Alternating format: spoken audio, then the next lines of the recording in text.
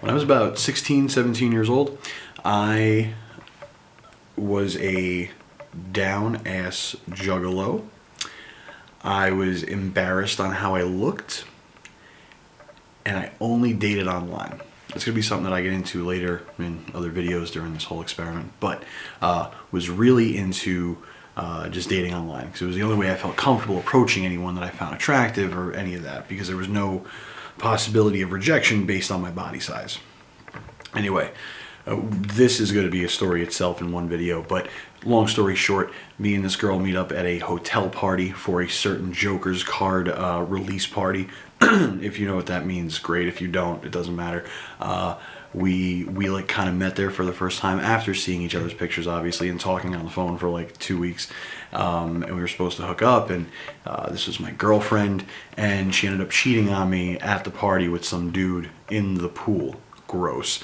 But the shitty part about all that is how I reacted. How I reacted was to drink almost an entire half-gallon bottle of vodka. Some say it was a full gallon, I don't know.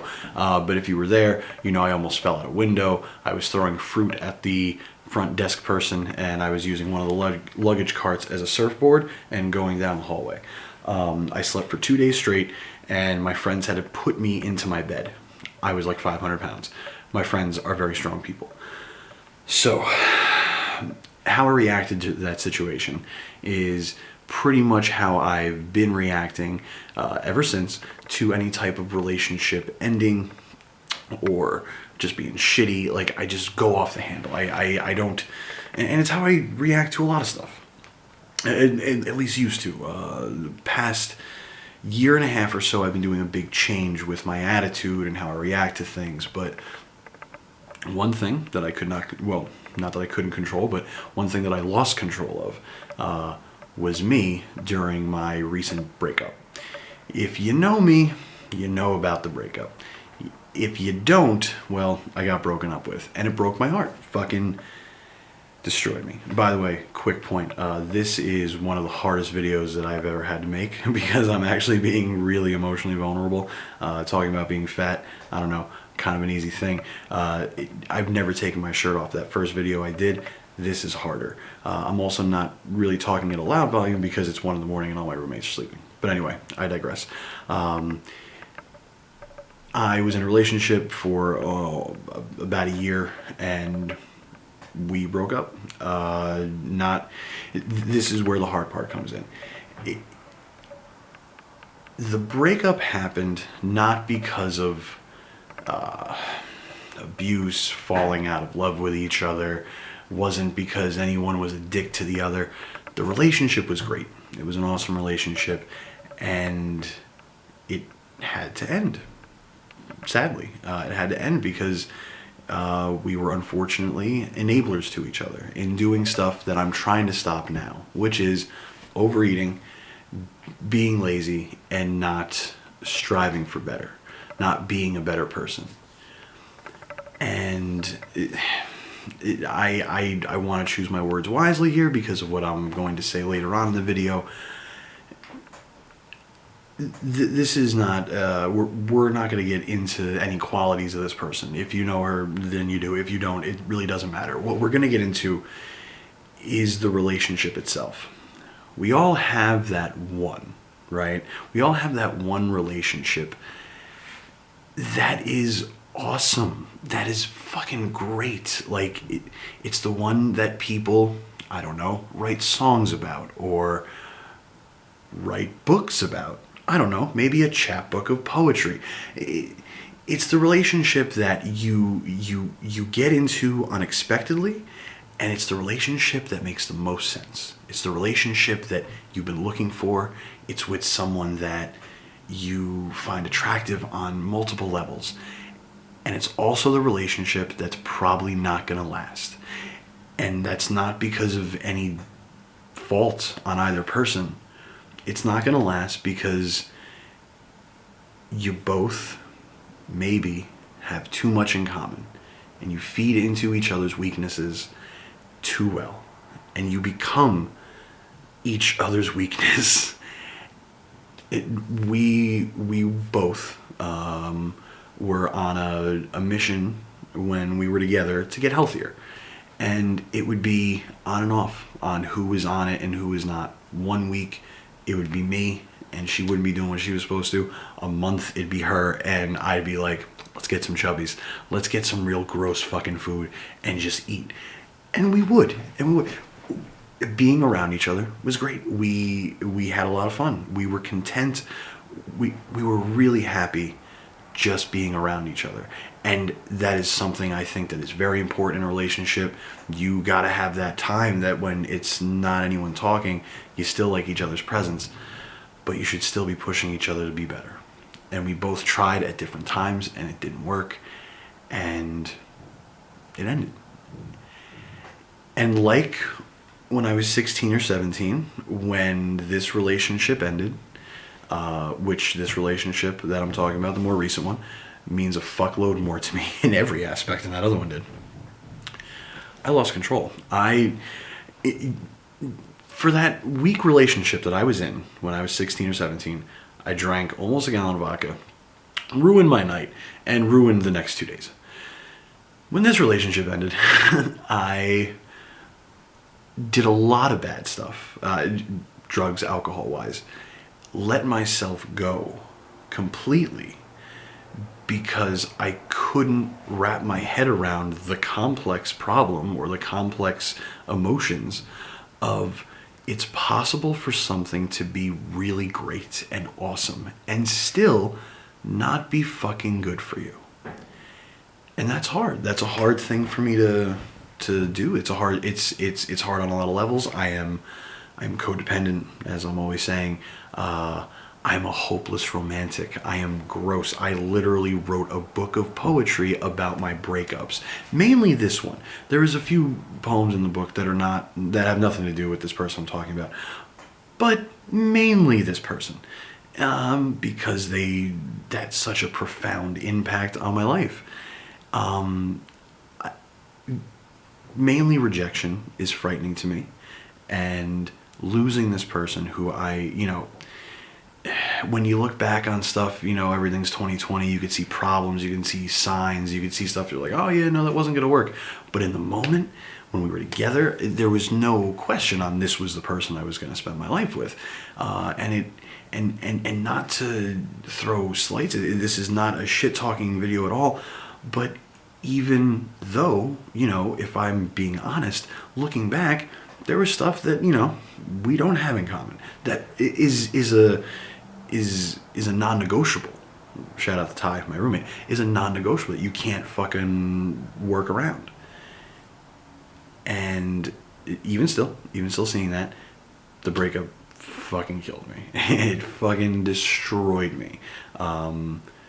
Because again, that relationship, as much as I can admit that I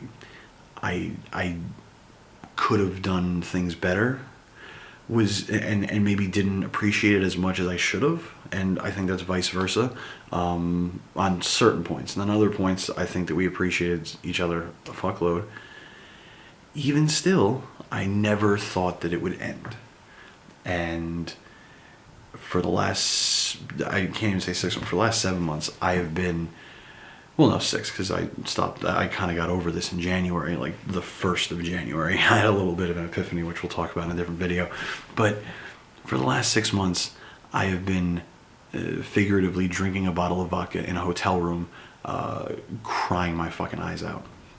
And that's with social interactions with people, that's with my job, that's with my health, it's with everything. But a big part was I wasn't able to move past this. I wasn't able to take the next step. So tonight we saw each other because the book I wrote, largely about her, gave her the book, gave her the necklace that I talked about. And if you've seen the poem, our stone was an amethyst rock. I won a slam using poems about her, and then the jewelry shop next door gave me an amethyst rock necklace, and then I wept like a child, as a child should, and as a child would. And I gave her that, I gave her the book, and then we talked. We caught up, and I've said this a few times to some friends, I also said this while drugged out of my mind. Saying this sober, saying this from a completely different mindset that I was 32 days ago. There's closure. There is this weightless, this not weightless, but this weight that's been lifted off after we just talked, and being able to have a decent conversation, and not decent as in we weren't talking decently. I was just out of my mind, just obsessed with her. Well, not even her, but the relationship. I was obsessed with the relationship because I'd never had something that great before. Being able to let that go and to just sit there as friends and enjoy each other's company, because we pretty good friends. If you ever met us, we work well together in regards to, laughing and joking and being pleasant. We enjoy each other's company. We like hanging out. It's important to me, and I would believe to them, that we were able to do that. And it was so nice to be able to do that and not feel this hole just throb inside my chest. It was nice to be able to talk freely and openly and positively about each other. And for me, not go, okay, how can I get her back? How can we fix this to get back together? Because that's all I want. That's all I would want. And I'm so happy that I don't have that feeling anymore. I feel, and call me out if I'm bullshitting here, if you think I'm bullshitting, I feel that this was a huge step for me. Probably not for her, because she's an adult and can deal with complex emotions. I can't. But I feel like this was a gigantic step in just letting the past go. And that's what I'm trying to do here, is let the past fucking go and just free myself of, I guess, expectations, old thoughts. I don't even know, that sounds stupid, but I don't know. All I know is that if you've ever had that relationship, and